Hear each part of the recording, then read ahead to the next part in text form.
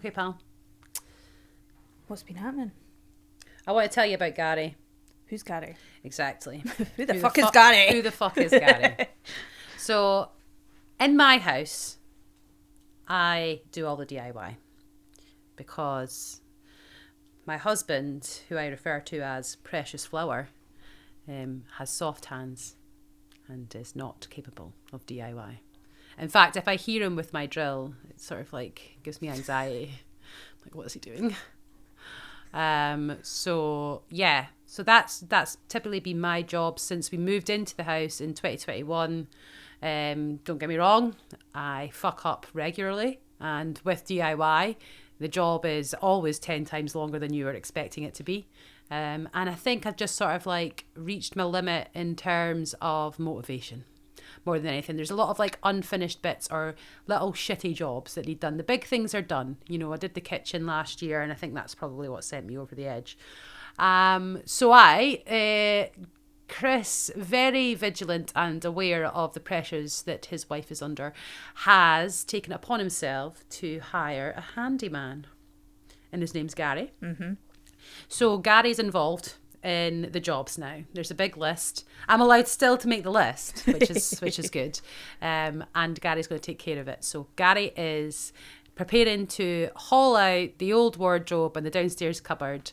We're getting a new wardrobe fitted when we're on holiday at Seaton Sands, the caravan park. Yes, the absolute legend place that is. Really looking forward to that, actually. That's an Easter.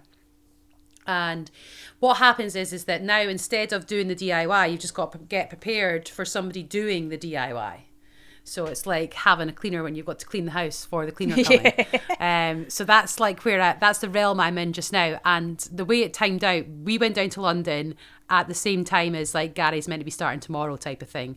So I'm very fucking nervous because it's on Chris to prepare for the DIY to happen. Big jobs. Yeah. I'm yet to go up into the attic to see exactly how he's dealt with all the stuff that had to be taken out.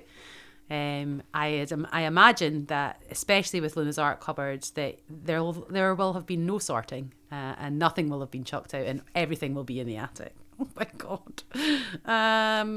So I've still got a bunch of stuff to do, and I know like he's tried his best and everything, but fuck me, the list is huge, and I have to have it all done tonight. So it's like clearing everything out of the garden because they're going to do the slabs as well. It's taken all the stuff that I've already screwed in place and built up under this understairs cupboard out. All of my shite, all of my clothes, all of my makeup station. I've got like shelving units and everything. All of that needs to come out. And then like Chris is like, yeah, so just a couple more things and that's it done. And I'm just like, oh my God, there's so much to do. And I know like it's Tuesday night. I've still got to go to the gym. Luna's got dancing. Still got to make the tea. And usually I'm fucked by like 7:30, 8 o'clock. I'm like, bedtime. Let's go. So I'm not looking forward to that. But I am very much looking forward to Gary actually getting the fucking job done, which is the difference, isn't it? So the handyman versus doing it yourself is the fact that the job actually gets done. That's a big thing, big win for me. But there is obviously the sort of, I don't know, embarrassment and shame around not just doing it yourself and getting somebody else to do it. I don't know, because you can. Just because you can doesn't mean you should, Yeah. But that's how I feel. Like I know, like if I just had the time, then I'd just get it done.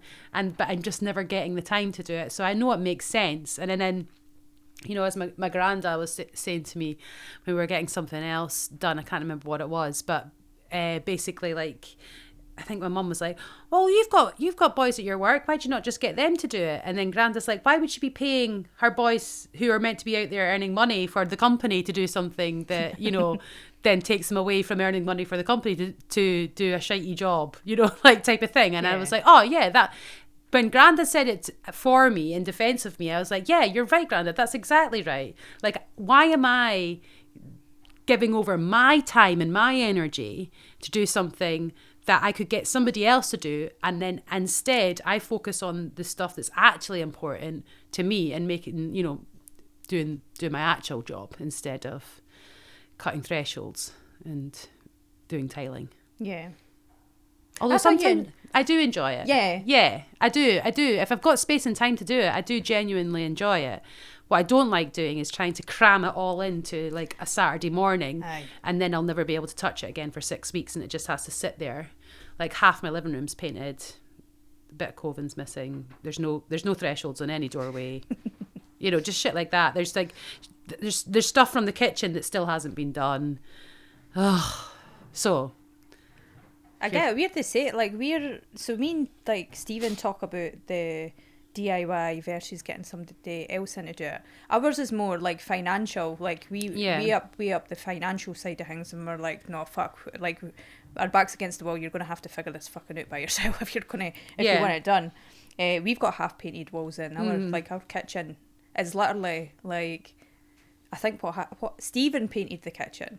He chose the colour for the kitchen.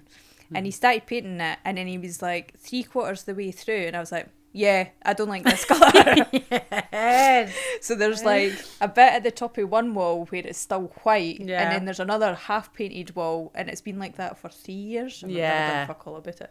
That's exactly it. It's underestimating like the underestimating the decision making factors that you're putting in at the very start. You're like, oh, this is easy, we'll just do this, this and this, and then you get halfway through and you're like, nah, this isn't working. No, I don't know how to do this. Oh my god, this is shit. Like just like start like completely unforeseen stuff. And then I was saying to Daisy Carol, my pal, it's more about like the problem is that the only way to get good at it is to keep trying to do it. So the only way to be able to get to the level of understanding what it takes and to be organized for it and to have the right tools and to be able to make decisions properly is just to keep practicing and keep like having DIY disasters. And I've had so many DIY. I've taken down a wall that's like jeopardized the structural integrity of the entire fucking house. That's how bad my DIY's got sometimes. So, like I am very excited about the prospect of Gary. I hope he doesn't let me down. Hope he doesn't do a shit job. I think Gary will be fine. He'll be absolutely fine. He'll be great. Yeah. I think we're painting. Ours is simple. We're painting our living room this year. It was actually just the weekend. We've actually got our fingers out. I was like, because we need to choose colour. Definitely want to paint the ceiling because that needs done. And I'm painting my living room pink this year. Yes, which is like good. A bit wild. Well, mine's is pink. Go for it. Oh, you got pink? Yeah. So I was trying to get the right colour of pink though. So we went out and we got the samples and stuff, and I painted some of the samples on the wall. I was like, no, that's terrible. That's not the right colour of pink. I'm wanting a subtle pink. Yeah. So I eventually found my subtle pink, thank you. So we're going to pick that up. But one of the things that I don't like doing is, like, I love starting painting. Because just painting, I just love painting. Painting's the thing. But if I get a wall and a half done, I'm done. That's it. Like, I can't be fucked anymore. I'm like, this is too big a job. I'm fucked. This is it. But because we did it with our hall last year, I was like, this will take like 2 or 3 days to get done, then we'll be done. It took us the whole summer to get it finished, and then the skirting boards and the timber that's kicking about, and I was just like, oh, but once it's done, like, it's beautiful. Like, I think because you kind of almost get like an instant gratification with the painting, because like once you've done a wall, you're like, oh my god, this looks amazing, I love it. You step back, you stare at it, and then you look at the rest of the room, you're like, fuck, still got all this to go. And then it's just like, it's the same as like, when you're doing a big clear out or something, and you're just like looking around the room and you've got all the drawers emptied out and it's just shite everywhere. You're like, what the fuck have I done? And it just gets all consuming. But we're talking about wallpapering as well, because you always seen everybody knew how to wallpaper when you were younger. Like your parents, you always seen a parent wallpapering. And we do not, like, we wouldn't go anywhere near wallpapering. It has to be just hardcore paint. That's it. No decoration involved in it. It's paint and pictures up on the wall, and that's it. But we wouldn't explore into something like wallpapering. But that's something that me and Stephen talk about in terms of, Stephen's picking up DIY. And he wishes that he had the skill of a joiner so that he could go away and do wee odd jobs and stuff like that. So he's learning as he's going just now. And I get nervous when he does things. And my trauma moment was, it's no trauma, really. It's just a memory that's just stuck there, is when he tried to put a floating shelf up on the wall, and the floating shelf was just hanging ever so slightly down, and we still used it. We didn't know how to fix it or anything like that. We just left it just hanging there like that, and just like whatever it was pictures and ornaments were just kind of hanging off there as well, and I was just like, fuck it. So that's the thing that always sticks in my head when it comes to Stephen doing DIY. So when he says he's going to do something, I don't know, but I let him go for it, because I'm like, well, the alternative is paying for it, and we can't do that right now, so let's fucking go for it and see how we get on. But like when we speak about that as well, it's like we wish that we had the skills passed down onto you. Like we're missing that. We don't have any between me and Stephen, no DIY skills like at all. Wasn't passed down. The only thing that I seen was parents wallpapering, and that was it. And we do wish that those kind of, like our neighbours, for example, her parents have had so much skill in their upbringing and have passed it down onto them. I think that's part of their, I don't know if it's a Polish family upbringing or in general, or if it's just their family. She has, like, she knows everything about anything, and I'm just like, oh, I wish I had like that kind of like knowledge passing when I was growing up. But like, it is what it is, and we can learn. Like you say, there's loads of YouTube videos and shit like that these days that you can just go on and go, like, here, try. But you could have it down and you could still be shit. You know, like, as I say, like, it has to come from experience as well. Like, so, like, I've got the type of parents that did pass everything down. Like, we didn't get away with not doing anything for ourselves at all. Like, everything, like, all of my skill sets are owned to my parents. Not that I'm actually good at them, like, and I probably get better when I try and do it a bit more often, but that's really it. It's like, you've got to, like, keep it up, practice it and what have you. So, like, everything sort of, like, DIY related is from growing up inside the sheds and having my dad as my dad. But, like, equally, like, anything to do with, like, baking and sewing and stuff like that, you know, Sophie still asks me to sew stuff for her, and I'm not even good. But I've been shown how to do it, so I at least know how to do it. It's just, I'm just not that good at it as far as I'm concerned. Not in the realms of my granny or whatever, but I think skill sets are there to learn, and it's not as hard as you fucking think. You just got to give it a try. And when you're thinking about wallpapering, I wallpapered the girls' room, and it's shit, but it looks good. Like, and that was the first time I'd ever wallpapered. Up until that point, like, my ex-husband would wallpaper or whatever, and I'd sort of, like, help, but not actually commit to it, not be the person that's doing it. So after taking these sort of jobs on by myself, it is just learning and being okay if you fuck it up. And then, like, just try again. Well, I mean, what's the alternative? Do fuck all? And understand, like, why you fucked it up. Understand why. What was it that you fucked up? It's a lot harder than it looks, eh? That's usually the case. So the next time you do it, don't do that. And get the tiling behind the stove, that was a new one for me. I enjoyed doing that, but that was hard, and that was a bit like, I don't really know. Plumbing's not a problem. I'm fairly, like, capable of that. But sparky work, no, I just can't get it around my head. I can change a socket, a light switch, a light fitting, tops, and then I'm lost. Like, I don't know where I'm at. Lost in the wires. It's just that it's also dangerous as well. So like, I've got a track record, so best not to fuck about. Yeah, but DIY, it's not for everyone. No. And know your limits, but at least give it a shot. Yeah. And you've got big DIY projects coming up in here. You've got, interior design. I do, interior design. That's my forte, actually. Making things pretty. That's what I like to do. Not so much the background stuff, but much more about the furnishings, the decorating. Yeah, I do love it. I love it a lot. I'm excited to see what you do this year with the garden rooms. I've got such a good collection now, because, I mean, it's been like, I've been building it up for the past sort of 3-4 years now.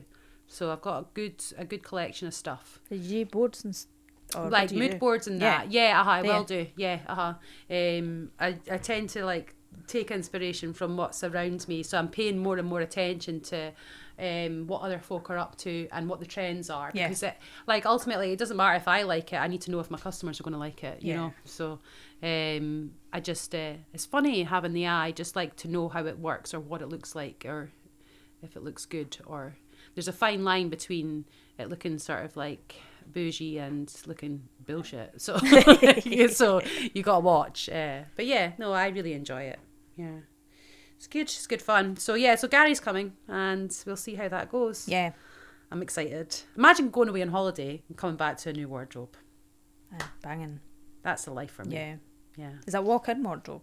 No, but it's like a Sharps one, like a proper built-in one. So it's fairly deep and all the rest of it. And I'll have my dressing table and that in it, which I've never had in my life. Yeah. So that's exciting. Yeah, I'm excited for that. You don't need space. Yeah. Yeah. So that's me and my DIY. Nice. What else have you got for me? Parties. Parties. Yeah. Aye. What's so funny? Petties. Get a petty. No, I was laughing at petty. I ken what a petty is. Oh, you ken who a petty, I ken what a do petty you? is. I ken who a petty. Do I ken who a petty? Yeah, so I have got a big party to plan this year. Yeah. It's my 32nd birthday. Yep. And we've all been waiting for it for a long time.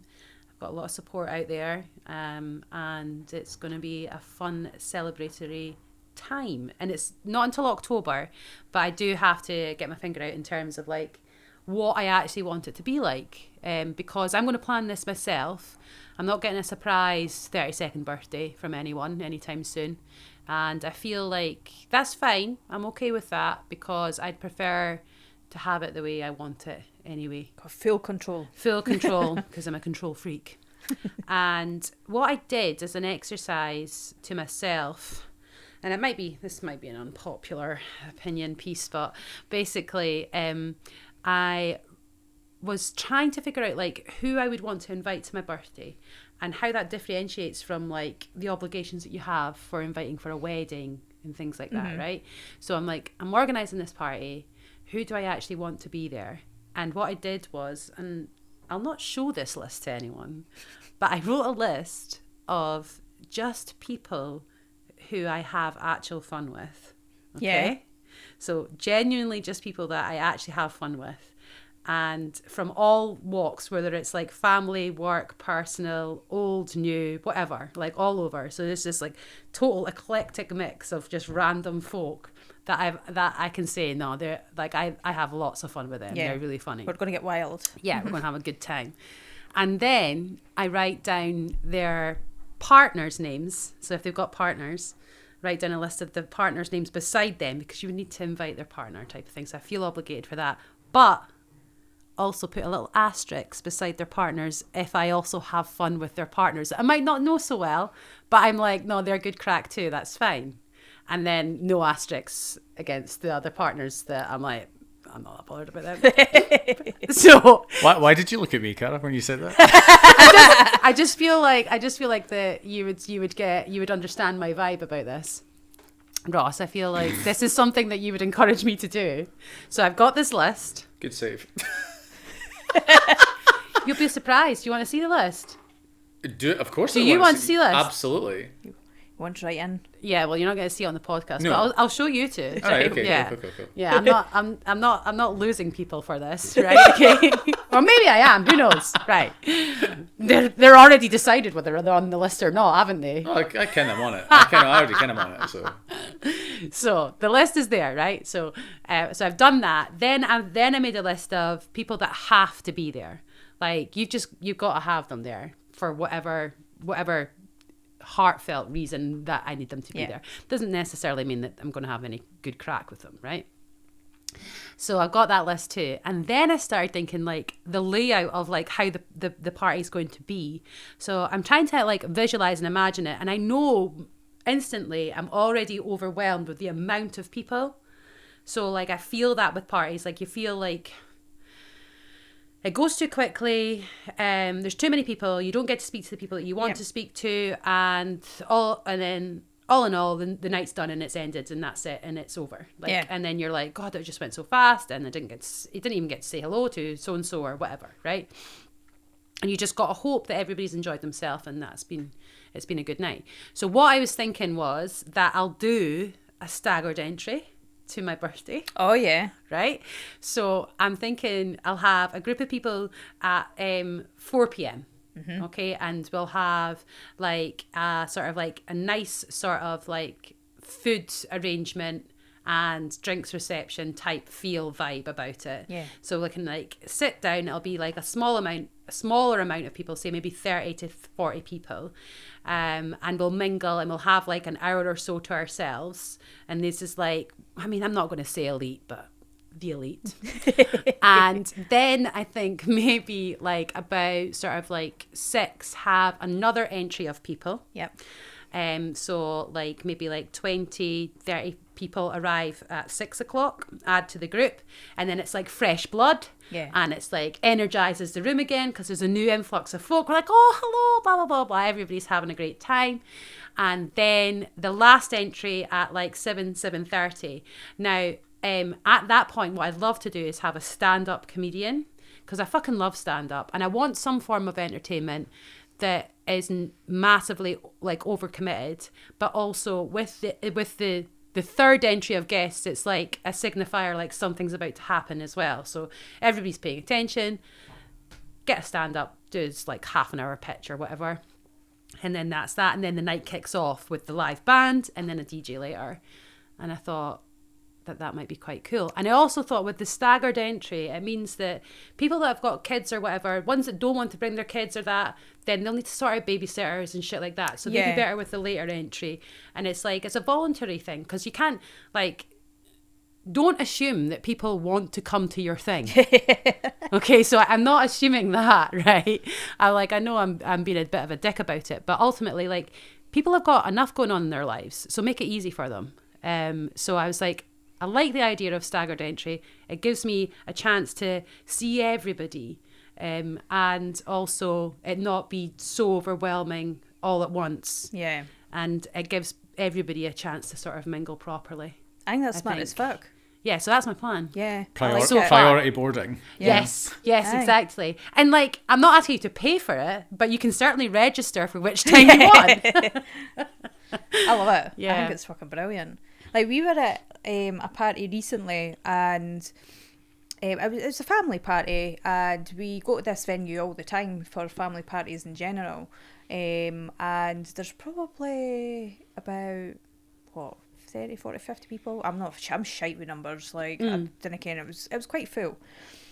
And the kids are always invited along, which is like great. It's fantastic. A must. Yeah. Mm-hmm. So we arrived. Party starts at 7.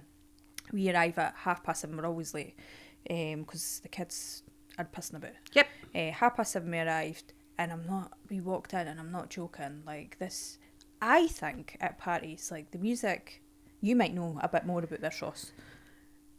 The music starts off quite quiet. It's loud, but it's quiet, and you can still have your conversations and stuff like that. And as the night goes on, louder, and then by the end everybody's like, way, partying wild at the end of the night. But we walked into that party, and it might be the technology, the speakers were blaring, like vibrating your body, like, oh, like at a concert type. I didn't mind it at a concert, but like in that small, like, packed room, you're just like, oh. And then everybody's trying to come over, and you're trying to have a conversation with people, and I can see Stephen's face. He's just getting fucking angrier and angrier, because your whole energy is trying to have this listen and trying to have a conversation. Same with Elena was beside me as well. She's just getting angrier and angrier, because she is watching what's going on, experiencing what's going on, and she's just like, I don't know what to do here. Morgan couldn't be in the room. She was outside with her pal, because we always bring a pal along with her. So she was outside, and it's fucking freezing in the middle of the night and stuff. So we left half an hour after we got there. We had there was one drink, and then we left, and that was it, because we couldn't hack it. So we got home, and then we were just talking about it. Stephen's like, that music was fucking ridiculous. And I was just like, yeah, it was loud. And Elena was sharing her experience. She was just like annoyed at the fact that she couldn't talk to anybody. So she's at that awkward age as well. She's 14. It's already awkward to try and have a conversation as it is. Yeah. So we'd even going, what? Sorry. Yeah, aye. And we brought games along with us because we knew that they would need entertained in some sort of way, but we just couldn't hack it. And I love that everybody else, the dance floor they were on the ball for 7:30. You didn't usually see that, so fair enough to them. They were having. I was like, these speakers are literally putting the 16-year-old back into them. Yeah. Like when you seen everybody on the dance floor. But I love that for them. I think it's brilliant that they had a great night. It just wasn't for the parents. It just wasn't for us. So we said like in the future that we're just getting a better idea of what's going on and stuff, and especially for Morgan as well, so that we know whether to go or how long we might go for. Yeah. Or that we didn't go at all, and it's nothing to do with the person themselves. It's just that it's not for us. Definitely. But I love like what you've and described. That's so what you're describing about the noise and the volume for band and stuff like that. Like that for me is a big point as well. The whole speaking thing, being able to actually have conversation. Yeah. So when I'm thinking about a venue, like that's been like I haven't made my heart set on anywhere, but there's this one place that I love that Chris and I that's when we had where we had our first date and stuff like that. I love this. It's the Bridgeview, which is a restaurant just on Riverside, just where we live. And they've got like a main entry room, a room off to the side, a room off to the other side, and an upstairs. And they've also got a big veranda and garden out the front as well. So there's like loads of spaces. And to make it like it's not all about so when the band's on, the band is on. That's what we're there for. Do you know what I mean? Yeah. Whereas like I don't want the band just playing in the background and being ignored and or being too loud or whatever. Like when the band comes on, I want it to be a big thing, like yay, the band's on, woo, let's go, time to dance, rather than them having to carry the entertainment for the whole thing at ridiculous volume. That people are just, as you say, like I can't hack it when it's too loud as well. What is the volume thing, Ross? Yeah, what's the rules? Well, you need to gauge it on the room. So but like, do you have control over how loud you are, right? Absolutely. Yeah. Well, the band should. Yeah, absolutely. Mm-hmm. And like you would gauge it on like the vibe of the room. So if it is like a nightclub and basically everybody, like the whole dance floor's up packed, like it's gonna you need to be loud because you want to be louder than the people that are on the dance floor. Yeah. But and you're also the main purpose. Exactly. So that is the main purpose, dancing. Yeah. But like like if you were say running a PA with music for the start of the night when people are in mingling or having dinner or whatever, you really don't want to push it. Like it needs to be background noise. Like the tables should be louder than the music. Yeah. Okay. Mm-hmm. So like, and also like I think even just that thing of like certain venues, like if it's hard to because of say where the PA is or you can't if it's a big hall or something, it's really difficult to gauge. So if you actually put an open call to say, by the way, it's really hard for us to tell how loud it is out there. Let us know if we're either louder or if you need us quieter or louder. Feedback is welcome, and you can make a joke about it. Yeah, it requires obviously a charismatic, attractive, very person good looking lead singer. To be able to do that. But but if you have that, then you're fine. You know, yeah, of course. You got to pick your band wisely. Yeah. Mm-hmm. Someone that's considerate. Yeah. Mm-hmm. Punk and disorderly. Plug. Yeah, so parties, man. And do you even know how to party anymore, by the way? What's fucking wrong with you? What's wrong with you? What you do? Oh, is it too loud for you, Nick? Oh, what a wee shame. How come you weren't up dancing? This is a tough conversation. Why were you no dancing? Why was I no So I struggle with... Right, so first of all, I don't drink anymore. I don't know how many years it's been. It's been 84 years. It's been 84 years. 84 years in the ocean. Yeah. And I struggle with parties. No, it's been a whole fucking journey, pretty much. The first part of the journey was trying my best not to drink. Mm-hmm. So sitting in a room with people whilst realising how socially anxious I really was in real life without the drink was a really fucking hard journey to go through. Yeah. And I tended to avoid going to parties and whatever else because I couldn't deal with the social anxiety around it and not being able to drink. The second part of the journey was the courage to go to the parties and try and figure it the fuck out. So I would go to the parties and I would sit and I would try and take in the atmosphere and watch what's going on, which is really interesting, actually, watching other people get steaming and see what they're up to, right? Yeah. And try and have a conversation. And my most recent journey is, and actually it was at our Gillies Mackay Christmas night out, was that I seen yous all up dancing and I was like, I really fucking miss dancing, because I do like loud music at times, and I think it depends on the atmosphere and how you're feeling at the time and stuff as well, and I just really wanted to get up and fucking dance, and then I did, and I really enjoyed it. I was fucking shitting myself when I was doing it, because usually with a drink you didn't fucking care, but I was so proud of myself for doing that. So that's kind of my next kind of journey. The third part of my journey with it is trying to have the fun and having a wee dance. And I'm doing it, I have to do it by myself. Like, not when I'm not with Stephen, when I'm not with the kids. I think it's a journey that I need to go on by myself. And then eventually, I think, by the time I fucking, like, nailed this journey, the bairns will be on their own journeys with it anyway. So, it doesn't matter. But I do think about things like, I wonder if I could just have like a glass, like be a wine connoisseur. Like, you could just have a glass of wine and just like appreciate the wine for what it is, rather than just fucking tanking shit back and getting the steam in. I don't know if I'm like, when you stop drinking, I don't know if you're in a place where you could go back to it with a better mindset to it. Or if you literally have to go, no, it's just not fucking for me. Well, the thing is that you can try. Like, and you can decide, in a safe space. Yeah, exactly. And say whether or not it's worth it.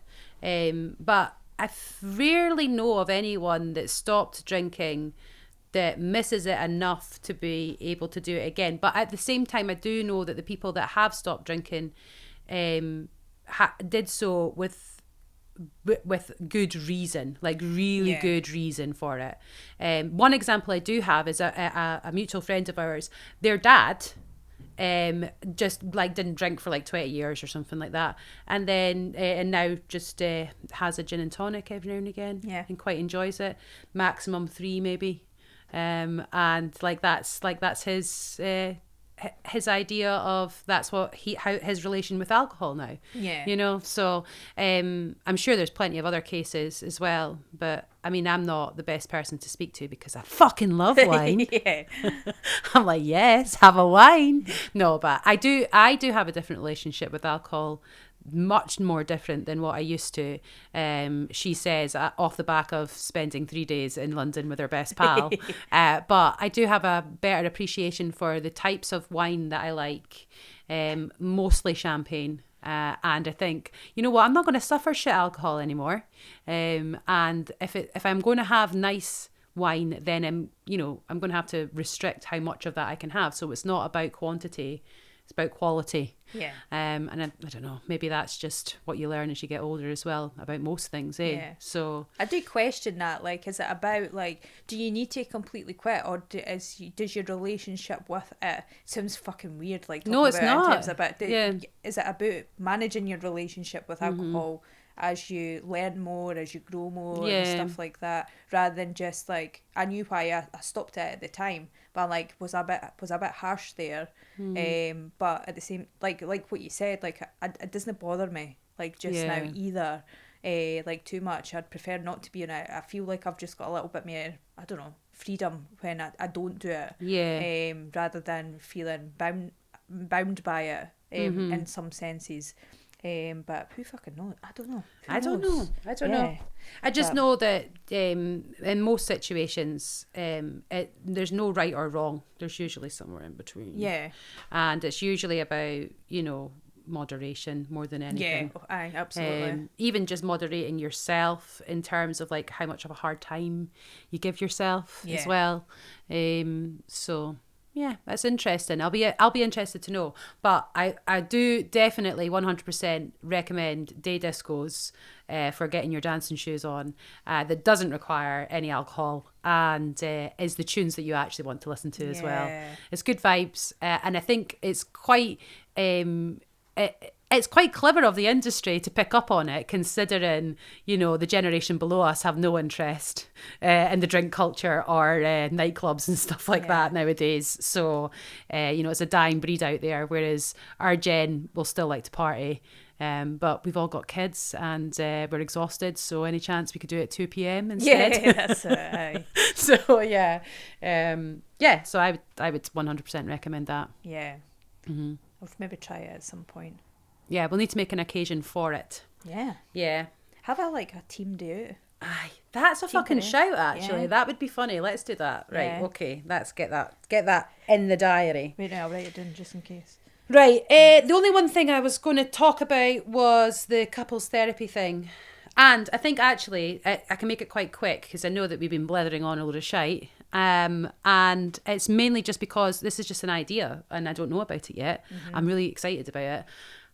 Ultimately, what happened was Chris's therapist stopped with Chris and they'd been together for like 5 or 6 years now, like pretty, it might be even longer than that. God, I don't know how long it's been actually.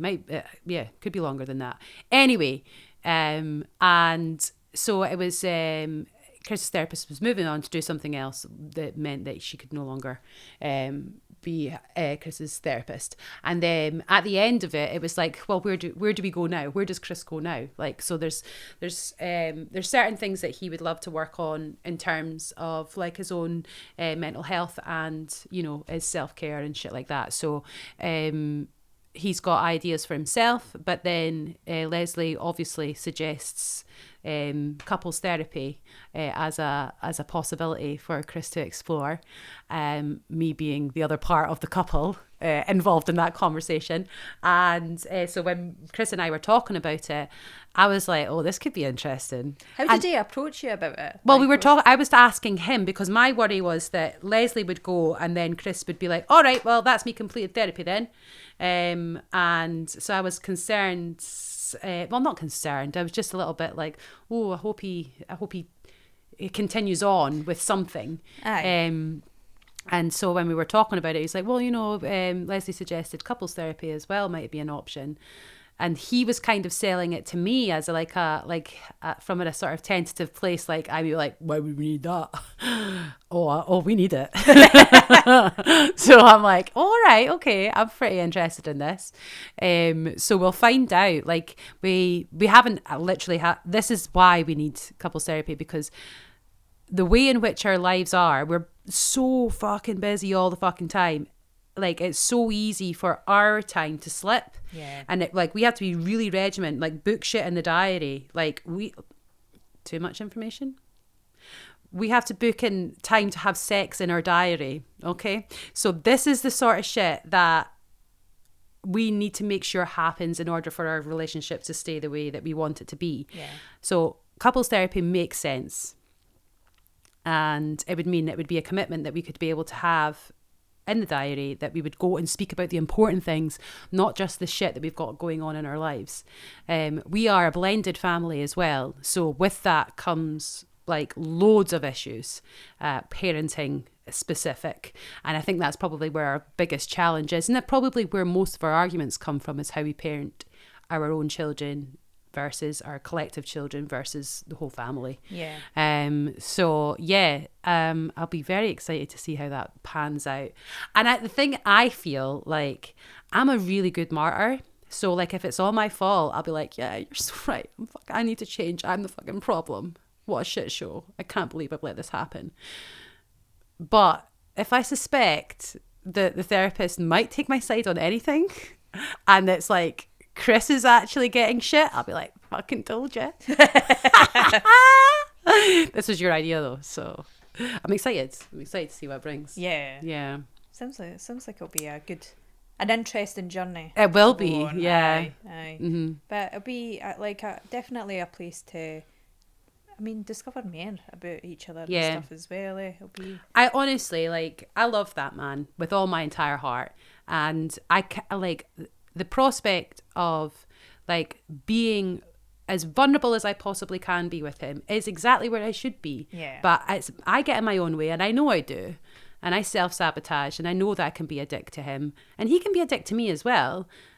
But I think it's all just surface level, because as soon as you go a little bit deeper with me and Chris, we're straight back in. Yeah, you know. That's it. Vulnerability is the best kind of love. Yeah. It so is. I feel that I've had that experience with Stephen. We've not had it in a long time, I think. Not similar busy to you, different busy, I think. But the times that we have been deeply vulnerable with each other is the best fucking times I have with Stephen. It's the best kind of love. So seen. Yeah. That's it, eh? Yeah. And you just just trust them implicitly. Yeah. It's cool. It's a good place to be. I'm excited. It fucking takes a hell of a lot of work. So, yeah.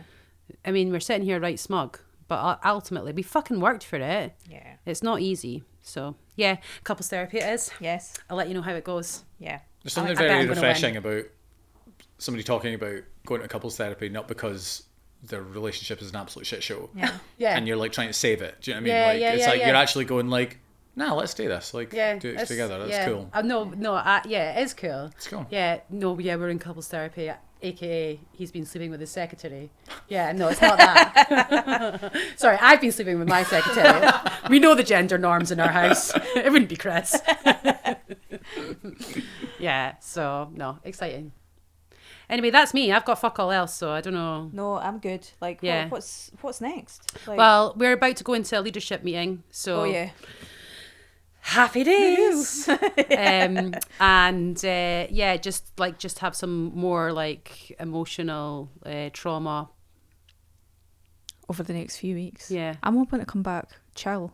You're going to be so chill after your holiday. Yeah, I hope so. Yeah, and then I'm going on holiday. Yeah, so we're supposed to come back chill. Yeah, well, no. In fact, we're not going to see each other for 3 weeks. Mm-hmm. This is our last seeing of each other for 3 weeks. Oh no, I know. So. Our notebooks will be full of absolute It'll be shite. Interesting. Aye, we're not going to speak to each other for the next few weeks. No conversations for 3 weeks. Yeah, we're banned. We're banned from each other. That's fine. Are we not recording next week? No. You might. Are you not with Amy? Nicola's on holiday, mate. Me. It's maybe just my repeating event. Have I fucked it up? No, you've not fucked up. No, it's my repeating event.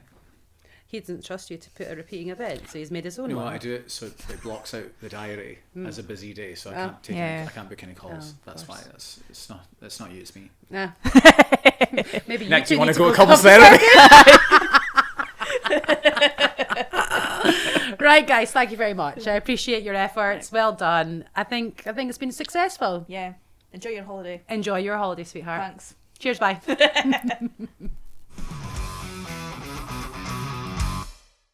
Yes, the third part of we'll just call it out, we're having camera problems.